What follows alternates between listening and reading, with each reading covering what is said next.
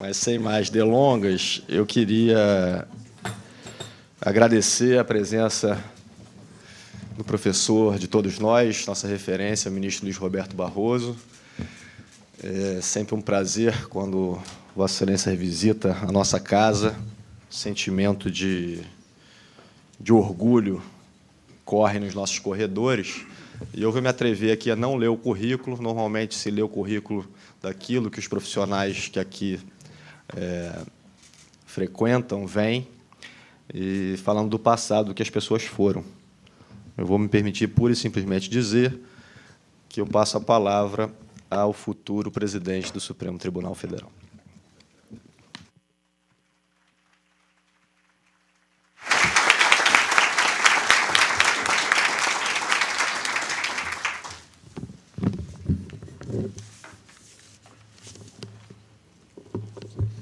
Muito obrigado, Bruno.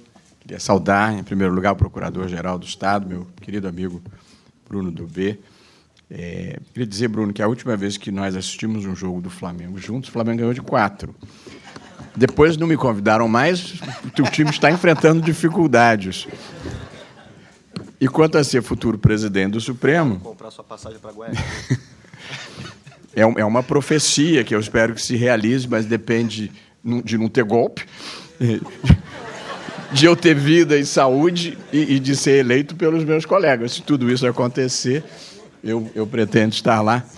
Cumprimento meus queridos colegas de jurisdição de tribunais superiores, Paulo Sanseverino, meu querido amigo, e também querida amiga Regina Helena, que eu conheci quando ambos éramos procuradores do Estado. Eu, na minha primeira juventude, Regina ainda uma criança, mas já se vão muitos anos. Saúdo também meu querido amigo Aldi dos Santos e meu querido amigo, ex-aluno Anderson Schreiber. Já vou fazer a queixa do tema, mas eu antes gostaria também de saudar o presidente do Tribunal de Justiça do Rio de Janeiro, Henrique Figueira, o Procurador-Geral de Justiça, Luciano Matos. Você tem toda a razão, eu tenho um pedaço do meu coração no Ministério Público mesmo, o doutor Daniel Bucar, de quem, vez por outra, eu subtraio um procurador do município para trabalhar comigo lá em Brasília, e agradeço pela boa vontade, e ao nosso presidente da SEDAI, Leonardo Soares. E me permito também, Bruno, saudar muito brevemente as pessoas aqui da plateia que já trabalharam comigo lá no Supremo, ou trabalham, Juliana Florentino, que é a minha chefe de gabinete, Ciro Grimberg, meu querido amigo, também esteve conosco, Xana Tovar, segunda-feira, Ano Novo Judaico, Rafael Pepe, que vejo daqui também, e o Felipe Fonte, que durante muitos anos trabalhou comigo no escritório.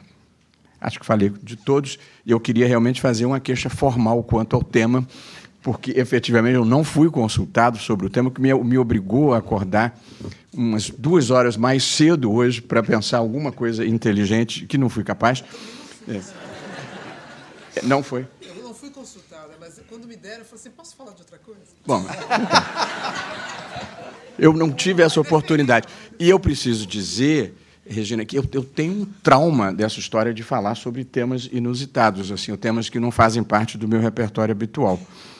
Porque há alguns anos já eu fui convidado para um evento, uma colega minha de turma, quando eu estudei fora, me convidou para um evento sobre índios nos Estados Unidos. E eu aceitei, achando que fosse uma coisa mais fácil do que era.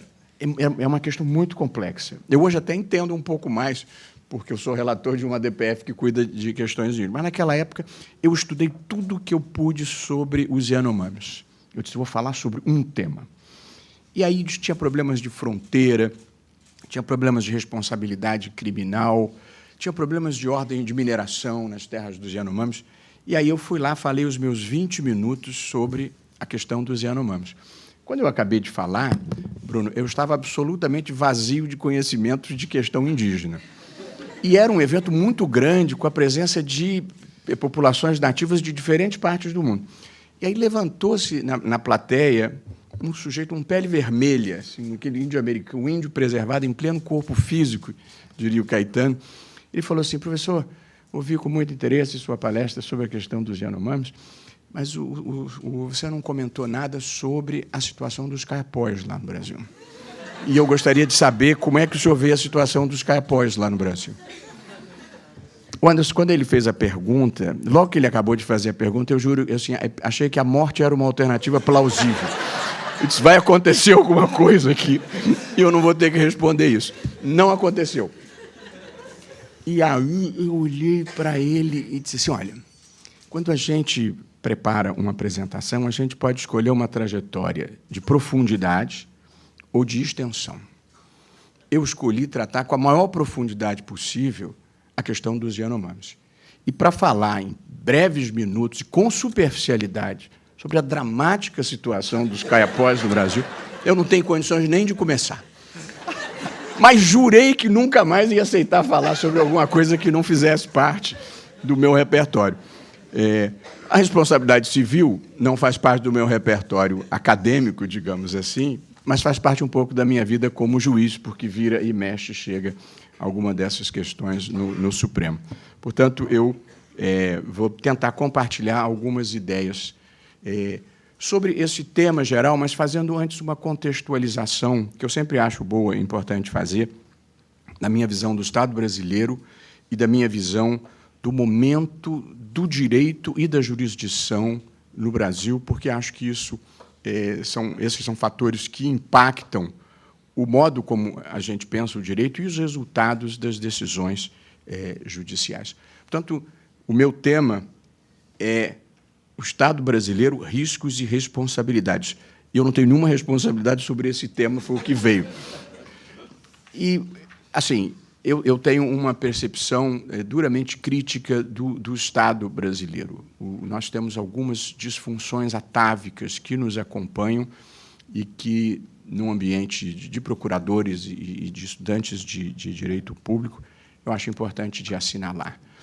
Dessas três disfunções, a primeira, e que nos acompanha historicamente, é o patrimonialismo, a dificuldade que nós temos, até hoje, de fazer uma separação adequada entre o público e o privado.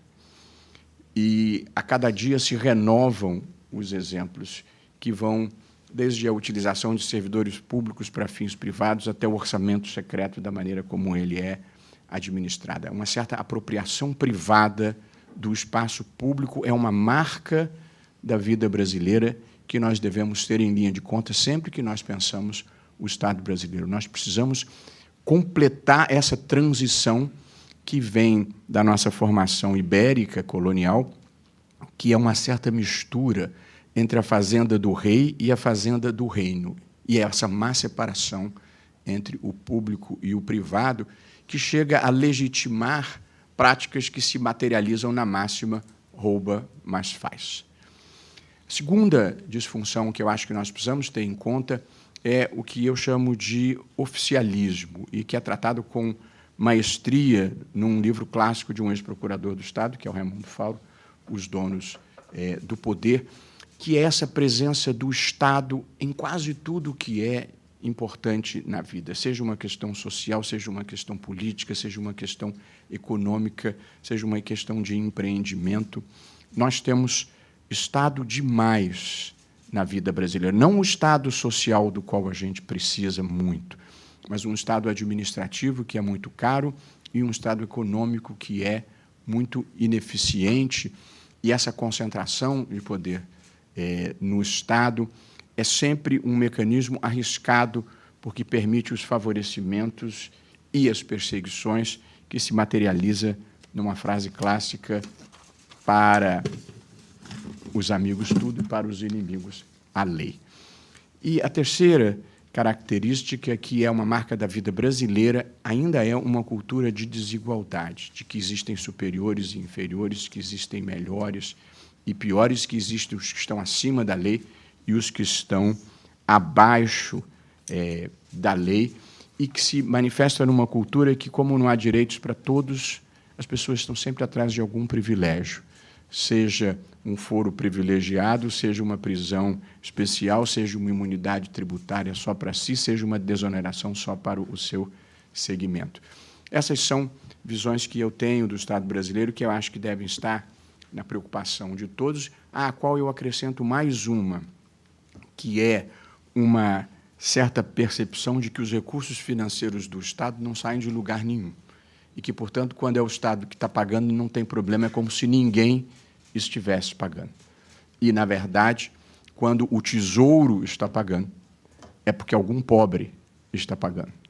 E eu, nos exemplos jurisprudenciais, eu vou procurar demonstrar esse ponto. Portanto, essa é uma visão, não é uma visão negativa, pelo contrário, eu tenho uma visão construtiva da vida, mas a gente precisa ter diagnósticos corretos para poder fazer os julgamentos corretos. Quando eu falo que tem uma visão construtiva da vida, eu sempre me lembro de uma passagem, meu querido amigo Carlos Aires gosta de contar, diz que o sujeito foi ao médico, o médico disse, tem duas notícias para te dar, uma ruim e outra pior. Vamos dar a ruim primeiro. Você só tem 24 horas de vida. Como, o que pode ser pior que isso? Estou para te falar desde ontem.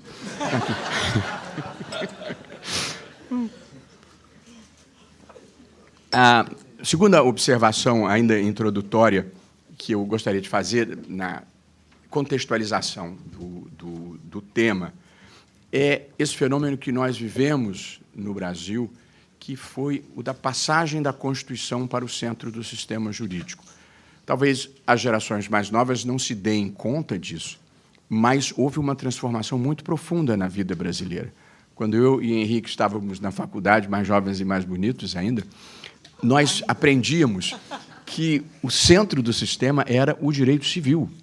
E nós tínhamos 5 anos de direito civil e a própria teoria geral do direito era estudada dentro do direito civil. E nas últimas 3 décadas aconteceu uma transformação muito profunda na vida brasileira, que foi a passagem da Constituição para o centro do sistema, de onde foi progressivamente sendo removido não só o velho Código Civil, mas a centralidade do direito civil, que não perdeu a importância, antes pelo contrário, mas passou a ser lido, como todos os outros ramos do direito, à luz do direito constitucional, da lente constitucional, do filtro da Constituição, num fenômeno frequentemente referido como constitucionalização do direito, que, na verdade, é um fenômeno que significa 2 coisas distintas.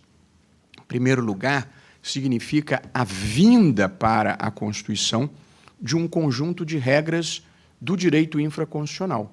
E, portanto, na Constituição tem um pacote de normas de direito penal, de direito administrativo e de direito civil, desde o direito de família até a função social da propriedade, passando pela responsabilidade civil, que é o artigo 37, parágrafo 6º, que a ministra Regina Helena citou ainda há pouco, que é o que descreve a responsabilidade civil objetiva do Estado. Portanto, esse é um tema que no Brasil foi constitucionalizado. E essa, eu acho que é uma observação importante. E a última observação, que eu também considero relevante de fazer, é que nós vivemos no Brasil um fenômeno que, ele, em alguma medida, é mundial, mas ele, no Brasil, é mais visível, que é uma ampla judicialização da vida. Talvez nenhum país do mundo passe pelo processo de judicialização que o Brasil vive. E aí nós temos uma judicialização quantitativa, que é esta que assoberba o judiciário em geral, e nós temos uma judicialização qualitativa, que é aquela que leva para o Supremo Tribunal Federal quase que absolutamente qualquer questão que tenha algum relevo na vida brasileira. Então, nós temos 85 milhões de ações judiciais, considerando que o país tem 220 milhões de habitantes. Se nós considerarmos só a população adulta, é como se mais de um adulto estivesse... É como se quase todos os adultos estivessem em juízo em algum momento. Esse é um fenômeno mundial que, evidentemente, assoberba o poder judiciário e que nós precisamos equacionar em algum momento. E a outra questão é essa judicialização que chega no Supremo, inclusive em matéria de responsabilidade civil, que faz com que o Supremo julgue com grande visibilidade, desde importação de pneu até a queima da palha da cana, e que já levou o Superior Tribunal de Justiça a confirmar uma decisão do Tribunal Regional do Rio Grande do Sul, de que o colarinho do chopp faz parte da bebida para fins de medição. Talvez seja o único país do mundo em que foi preciso declarar, por decisão de um tribunal, uma constatação relativamente óbvia. E para encerrar esse tópico, eu falei do colarinho do chopp. Quando eu entrei na Procuradoria, nós tínhamos uma reunião todas as sextas-feiras num restaurante chamado Chamego do Papai, não sei se ainda existe, onde nós tomávamos galões de chopp. Foi um período muito feliz da vida. E nós ouvimos as histórias, das histórias mais bizarras, sobretudo contadas pelos antigos. Uma das histórias que eu mais gosto, quando eu passei num concurso para procurador do Estado, depois de estudar 2 anos sistematicamente, duramente, quando eu entrei aqui, um colega, um velha guarda, disse assim: Luiz Roberto, hoje em dia ser procurador do Estado é uma coisa muito fácil, né? Você faz um concurso, passa no concurso e vira procurador.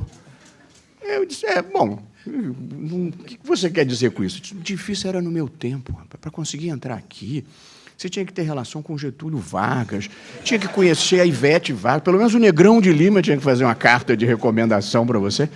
E aí, nesse período, nessa época, entraram aqui, na Procuradoria, 2 grandes literatos, que eram Otto Lara Rezende e Genolino Amado.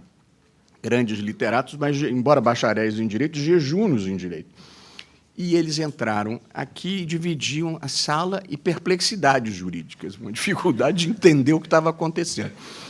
E aí conta a lenda que um dia o Otto Lara Rezende entrou na sala e falou: Genolino, estamos salvos. Sabe esse negócio que a gente vive perguntando por aí? Qual é o recurso, qual é o prazo, qual é a ação, onde é que dá a entrada? Eu descobri um livrinho que tem tudo isso. Era o Código de Processo Civil, que eu tinha acabado de conhecer. Bom, o colarinho do chopp faz parte da bebida, Regina. E só para terminar, quer dizer, tem muitas causas para este fenômeno do protagonismo, não do ativismo. Tem pouquíssimas decisões ativistas do Supremo, mas o protagonismo ele vem, de uma Constituição extremamente abrangente, que cuida, como toda Constituição, deve cuidar da organização do Estado, da repartição de poderes e da definição dos direitos fundamentais. Beleza. Mas a Constituição brasileira também cuida do sistema previdenciário, do sistema tributário, do sistema de saúde, da proteção do meio ambiente, da proteção da criança e do adolescente, da educação, da cultura dos índios. E, portanto, uma Constituição que cuida dessa quantidade de temas, ela potencializa a judicialização, porque trazer uma matéria para a Constituição, de certa forma, é tirá-la da política e trazê-la para o direito. E, portanto, você tem normas em que você pode fundamentar pretensões. Em segundo lugar, em nenhum país do mundo você tem o acesso que você tem ao Supremo por ações diretas. Você tem ação direta de inconstitucionalidade, você tem ação declaratória de constitucionalidade, ação de inconstitucionalidade por omissão, a arguição de descumprimento de preceito fundamental. De modo que, praticamente, qualquer tema pode ser levado por ação direta ao Supremo. Além disso, o artigo 103 da Constituição tem um vasto elenco de legitimados. Então, o presidente da República pode, o procurador-geral da República pode acionar diretamente o Supremo, a mesa da Câmara, a mesa do Senado, todas as mesas de Assembleia Legislativa, todos os governadores, todos os partidos políticos com legitimação universal, os que têm representação no Congresso, mais de 20, a Ordem dos Advogados do Brasil, todas as confederações sindicais e todas as entidades de classe de âmbito nacional. De modo, Paulo, que é preciso que o interesse seja muito chinfrim para não chegar ao Supremo Tribunal Federal. De modo que, em muitas questões, o Supremo não dá a última palavra. O Supremo dá a primeira palavra, porque a lei mal acabou de ser promulgada, a matéria já está posta perante o Supremo. E, para completar o protagonismo, a visibilidade e a exposição pública, a gente julga na frente da televisão. E, portanto, todo dia, porque eu presto atenção, você abre o jornal, eu leio as manchetes de todos os jornais quando eu acordo de manhã. Não tem um dia sequer, Regina, que não tenha uma notícia dizendo o STJ decidiu isso ou o Supremo Tribunal Federal decidiu aquilo, e tem dia que tem 2 ou 3 manchetes. Então, e, além da visibilidade, vem um certo tipo de insatisfação, porque quando você julga uma questão que contrapõe tribos e comunidades indígenas e fazendeiros, um dos dois fica desagradado. E são dois setores que vocalizam a sua insatisfação. Quando você julga uma questão ambiental que repercute sobre o interesse do governo, ou os ambientalistas, que também vocalizam e bem as suas visões, ou o governo, ficam queixosos. De modo que tribunal nenhum, e o Supremo mais ainda, pode ter a sua competência ferida em pesquisa de opinião, porque a gente está sempre desagradando. Alguém diz, olha, 40% da população estão insatisfeitas com o Supremo. Diz, graças a Deus, podia ser pior.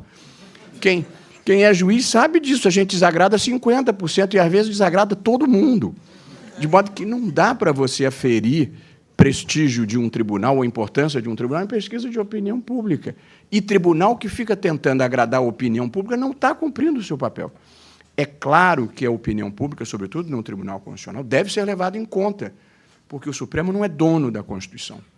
O Supremo interpreta a Constituição sob a influência dos outros atores institucionais e sociais. Isso é muito importante. Mas a pior forma de um tribunal se comportar é querer agradar todo mundo, primeiro, porque é impossível, e segundo, porque é errado.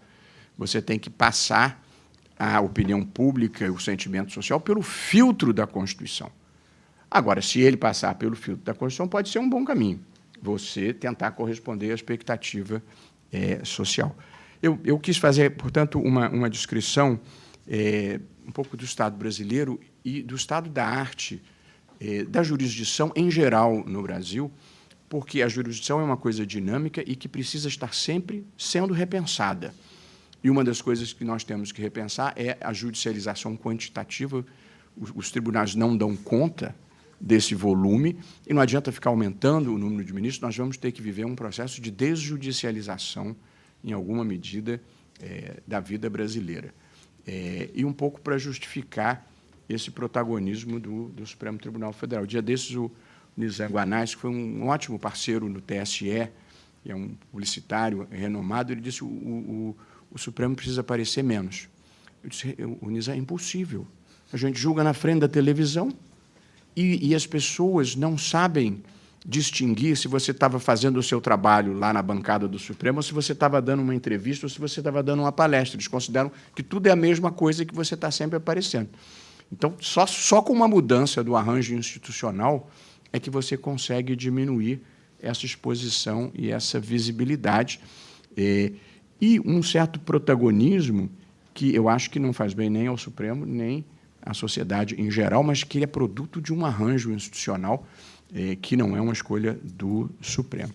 Agora falo um pouco sobre o nosso tema da responsabilidade civil, e eu separei, tal como fez a ministra Regina Helena, alguns casos que eu considero relevantes, emblemáticos, para a discussão desse tema. Preciso dizer que, em boa parte deles, eu vou ter vencido. É uma das áreas em que a minha opinião nem sempre prevalece, é a questão da responsabilidade civil do Estado. Um primeiro tema muito interessante foi uma decisão do Supremo sobre intervenção do Estado em controle de preços. Portanto, um mecanismo de intervenção do Estado na economia para controlar preços, e o Supremo controlou, em algum momento, o preço do álcool combustível, obrigando, na minha visão, foi o voto vencido, aos produtores e depois os vendedores ao consumidor final, a venderem, em muitos momentos, com prejuízo. A intervenção do Estado na economia pode, eventualmente, ser necessária, mas a imposição a um empresário de vender um produto abaixo do preço de custo e sem uma margem mínima de lucro é um papel que o Estado não pode fazer, porque é um desincentivo à livre iniciativa e a um empreendedorismo que estão materializados na Constituição brasileira e são princípios muito importantes. Portanto, na minha visão, se você for capaz de demonstrar que o custo de produção não é coberto por aquele preço tabelado, você tem um dano, e isso é extremamente problemático, e acho que há um direito à indenização. É uma questão complexa. Ela se colocou de novo, embora num quadro diferente, com a questão do SUS, em que a tabela do SUS frequentemente não remunera o suficiente o procedimento que está sendo realizado. Mas a diferença é que, no caso do SUS, o hospital faz um contrato. Portanto, ele adere voluntariamente àquela tabela ou não. E, portanto, acho que a questão não se coloca em termos de responsabilidade civil, mas quando você tabela o preço, aí eu acho que é uma interferência que pode ser problemática. E há uma visão um pouco populista da vida de que essa intervenção é boa. Às vezes ela produz um resultado imediato positivo, mas em curto prazo o efeito sistêmico é ruim. Eu vou dar um exemplo que eu considero relevante para ilustrar o que eu estou falando. No caso dos planos de saúde individuais, houve um momento, no final dos anos 90, talvez início dos anos 2000, mas acho que final dos anos 90, em que se criou um mecanismo de controle de preços dos planos individuais, que era uma proteção ao consumidor. Portanto, a motivação era totalmente legítima. Porém, houve um impacto muito ruim sobre o mercado. O que aconteceu? Todos os grandes fornecedores desse produto saíram do mercado e agora eles só oferecem planos coletivos. E para nós que somos juízes ou os procuradores do Estado, a vida continua boa. Mas para a tia Nininha, que não tem nenhuma afiliação a lugar nenhum, você perdeu os principais planos de saúde. Então, sempre que se faz uma intervenção econômica, é preciso levar em conta os efeitos sistêmicos, que nem sempre a gente consegue antecipar. Portanto, intervenção em preços eu acho que é sempre delicada, e se impuser a venda abaixo do preço de custo mais um lucro razoável, eu acho que há dever de indenizar. O Supremo entendeu que há dever de indenizar nesses casos.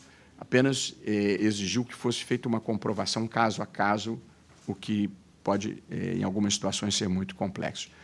Um outro caso decidido pelo Supremo, em que eu também vou ter vencido, e talvez seja uma das questões mais complexas da vida brasileira, diz respeito ao sistema penitenciário. Um presidiário entrou com uma ação pedindo reparação de danos morais pelas condições carcerárias deploráveis em que ele vivia, e demonstrou que ele precisava dormir com a cabeça encostada no vaso sanitário. Quer dizer, era tanta gente que não dava para deitar e ficar totalmente horizontal, que talvez seja um dos direitos mais fundamentais da vida, a gente poder dormir com um mínimo de qualidade. Então, ele entrou com uma ação judicial, e aí o juiz de primeiro grau e confirmado em segundo grau deu a ele uma indenização de R$2.000. E aí essa matéria chega ao Supremo, em que o Estado pedia que se julgasse improcedente aquele pedido. O Supremo entendeu, e penso com total acerto, que submeter um preso a condições absolutamente indignas dentro da penitenciária era um dano pelo qual o Estado era responsável e que deveria indenizar. Estou totalmente de acordo com a premissa.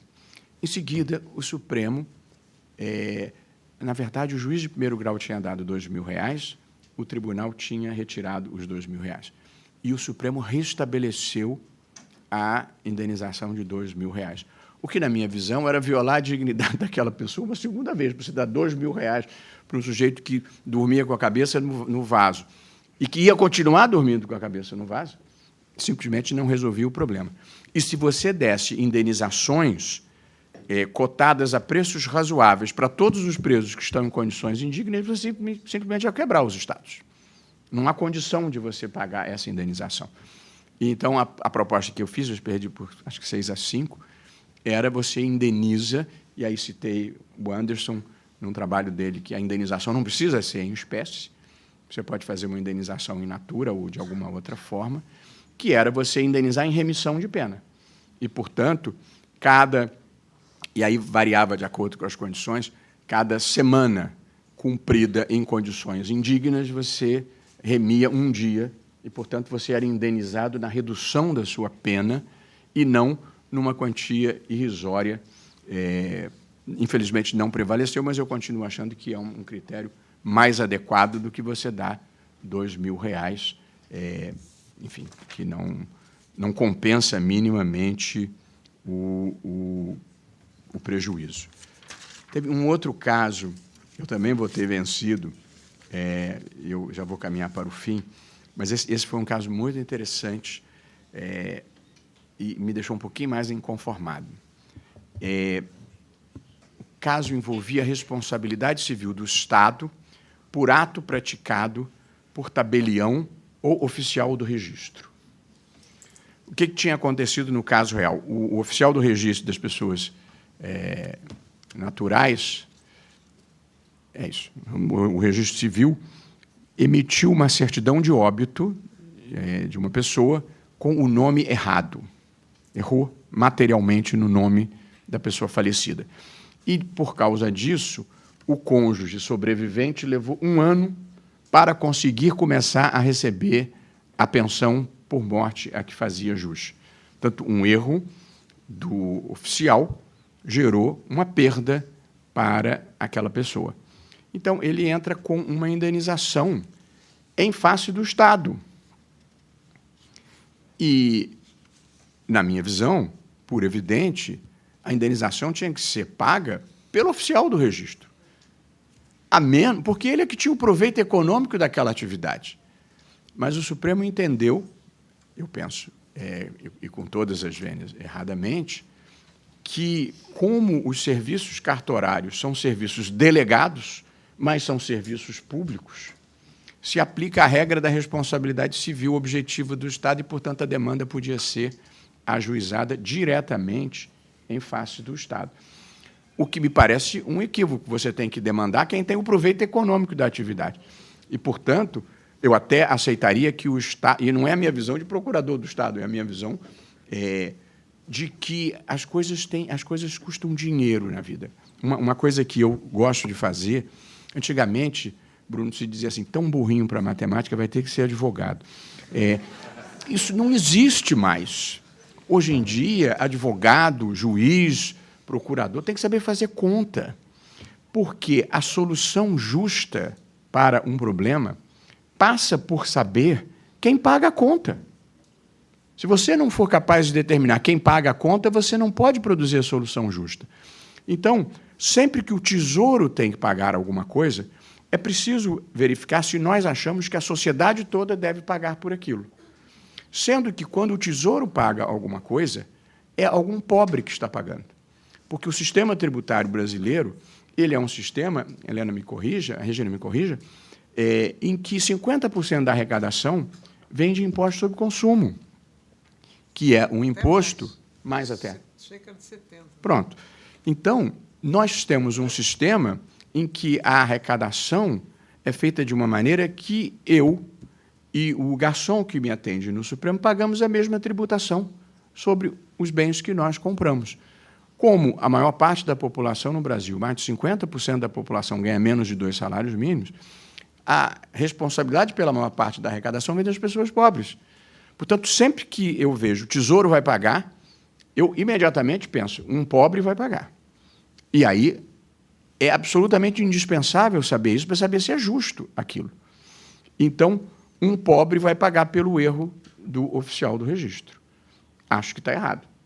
E, portanto, é esta visão que nós precisamos superar, de que o dinheiro que sai do Estado é um dinheiro de ninguém. O dinheiro que sai do Estado é um dinheiro que foi arrecadado de um pobre e que não está indo para outro lugar para ir para pagar aquela situação. Portanto, essa lógica de verificar quem é que paga a conta, eu acho que é uma lógica muito importante. E acho que não é uma visão de procurador, até poderia ser uma visão de procurador do Estado, mas acho que é uma visão de justiça social, de saber quem é que está arcando com o ônus. Uma última observação, antes de encerrar, a responsabilidade civil do Estado, que tem sido amplamente estudada em áreas diversas,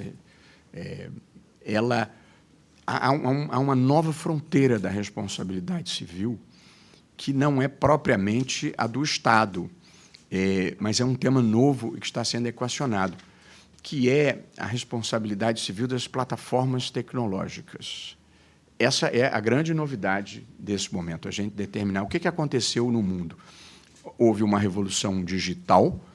A revolução digital ela é caracterizada pela universalização dos computadores pessoais, pela universalização dos telefones celulares e pela conexão de bilhões de pessoas em todo o mundo. Essa é a revolução digital, com esse novo vocabulário que nós todos estamos aprendendo, que tem Instagram, Facebook, Waze, Spotify, Netflix. De novo, outro dia não tinha nada disso. Eu queria dizer para os mais jovens que já houve vida na Terra sem Google. Pode parecer inacreditável, mas já foi possível viver sem dar um Google. Éramos todos mais ignorantes, mas a vida seguia adiante. Para os solteiros já foi possível a vida sem Tinder também. Tinha que se virar, meu amigo. E, portanto, há uma grande novidade no mundo. Uma das principais novidades é o surgimento das mídias sociais. Quando a comunicação social era feita por via da imprensa, você tinha um responsável direto, porque a imprensa fazia um filtro.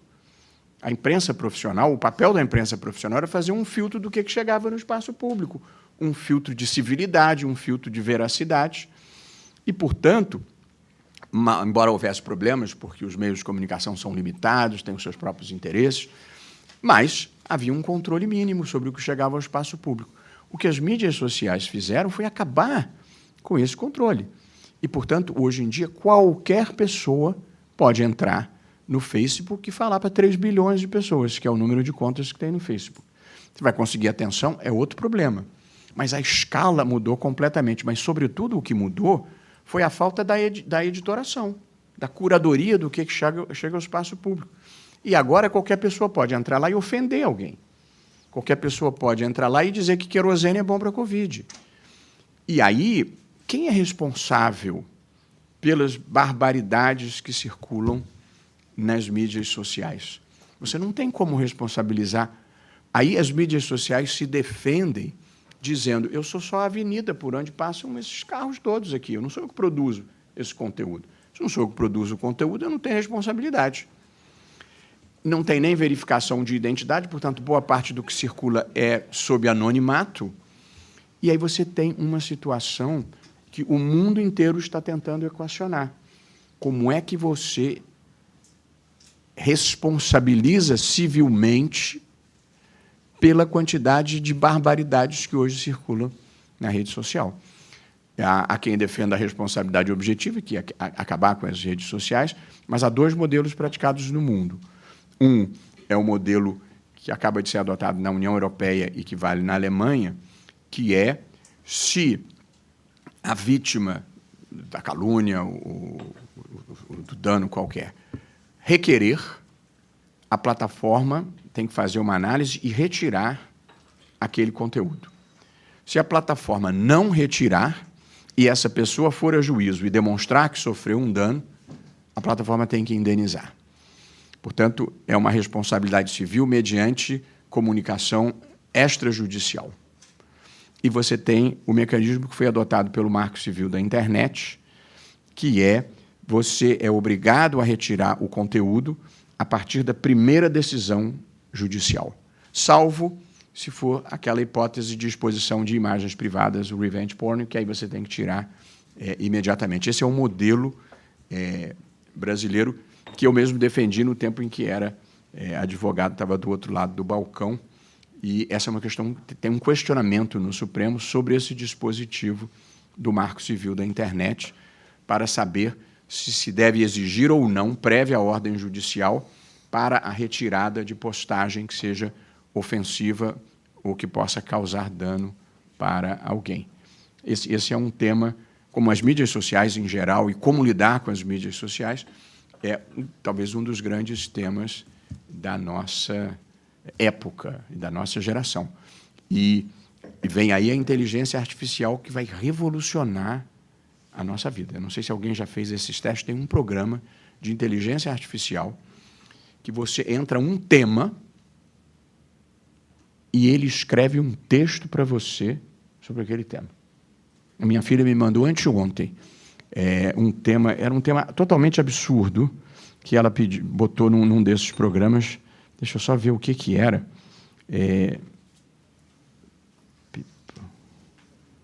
Já vou encerrar, Bruno.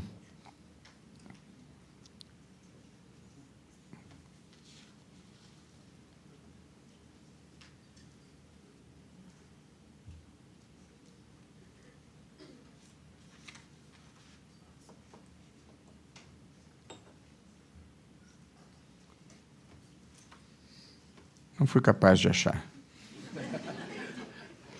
Fala com que ele vai responder. Peraí, deixa eu fazer uma última tentativa. Meu Deus. Era assim, me conte a história de um pássaro desgovernado atravessando um rio. E aí o computador conta uma história. Depois ela fala assim, agora me faz uma mudança nessa história. E aí ele conta a história de uma outra forma. Portanto, até a propriedade intelectual, é só para dizer que nós vamos viver um tempo de transformação profunda, que vamos ficar cada vez mais dependentes dos nossos filhos, né, Paulo? Porque a gente não consegue mexer nessas coisas mais. É isso, há uma nova fronteira da responsabilidade civil, que é as mídias sociais, e vem aí a inteligência artificial com os carros autônomos. Quem é responsável pelo acidente causado pelo carro que dirige sozinho? A internet das coisas, o ar-condicionado vai ligar sozinho quando a gente chegar em casa. Os utensílios vão funcionar sozinhos e causarem um dano. De modo que tem muita coisa nova para a gente se preocupar nas próximas gerações.